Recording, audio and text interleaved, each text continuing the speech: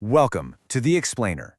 Today, we are digging into the anatomy of a real tragedy, the story of a man who actually embraced being called inhuman and the absolutely devastating price he paid for it.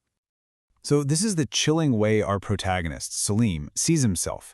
And, this isn't him confessing out of guilt. This is a defiant justification for his cruelty. And it's this attitude that really kicks off his tragic downfall. So, how does a guy end up with a title like that? Well, in Salim's case, his inhumanity doesn't start with some grand evil plan. No, it begins with the small stuff, the day-to-day refusals of just basic human decency. The story's title, Omanoush, it tells you everything you need to know about Salim right from the start. It's not just a description, it's practically a diagnosis of a soul that has completely rejected its own humanity. These things might seem kind of minor on their own, but together they paint a really disturbing picture. When his wife Tanya is literally struggling to breathe, he just tosses some money at her and says, "My name is Salim. I was not born to take responsibility for anyone but myself." And that profound selfishness, that becomes the foundation for everything terrible that's about to happen. So starting from that place of pure neglect, Salim's actions don't just, continue, they escalate. Big time. He begins this rapid spiral down into a chaos that's entirely of his own making, and he's dragging his whole family down with him. His cruelty just goes completely off the rails. He doesn't just neglect his wife. He sells her wedding ring to show off for another woman. He doesn't just have an affair. He brings his new bride home and just casually announces, "From today, I will take responsibility for 2 wives in this one house." I mean, can you imagine? Every single decision he makes just pushes him further and further away from his own humanity.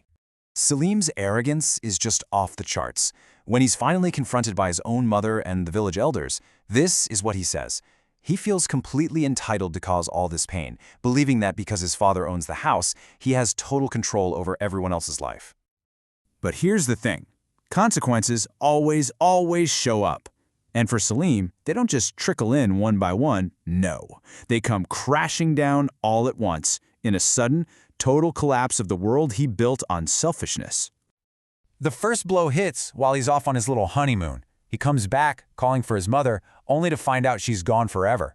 He completely missed her last moments because he was off chasing his own selfish pleasures. And then, immediately after that, the woman he sacrificed everything for shows her true colors. She strips the house bare, takes every single valuable thing, and even mocks him before leaving him with nothing. The person he thought was his prize turned out to be just as selfish as he was. The final blow is physical. The shock and the stress of it all cause a massive stroke. And just like that, he's paralyzed.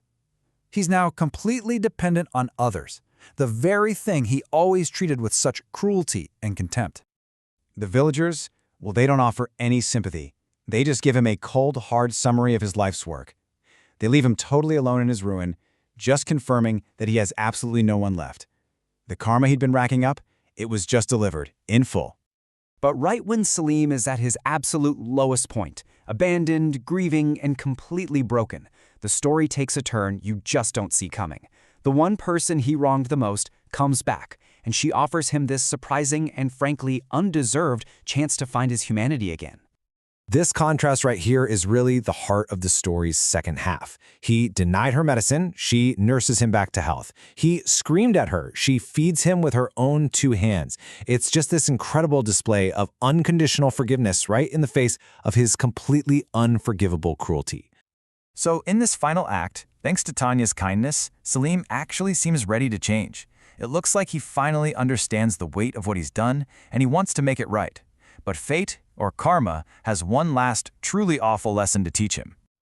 He finally says the words he should have said years ago. Lying there, paralyzed, he at last accepts what it means to be a husband, telling Tanya he'll be by her side through everything. It really feels like this is it, a moment of real redemption. And just as he finds those words, right at the moment he embraces the responsibility he always ran from, the story delivers its most tragic and ironic blow. Tanya's asthma, the illness he once callously dismissed, comes back with a vengeance. She collapses, desperate for her inhaler. And the story comes full circle in the most devastating way you can imagine. The very medicine he once refused to get for her is now the one thing he's physically powerless to reach to save her life. His final cry is just pure despair. He's screaming at the universe, at her, at himself. He was finally ready to be human, to be a good husband. But the consequences of his past actions snatched that chance away from him at the very last second. He's left completely alone, forever defined by the one thing he could never escape, his own irresponsibility. And that leaves us with a really unsettling question, doesn't it? Did Salim actually find redemption in that last-minute change of heart? Or is his story just a brutal reminder that some debts can never be repaid, and that sometimes karma collects its dues with a perfect, tragic sense of irony?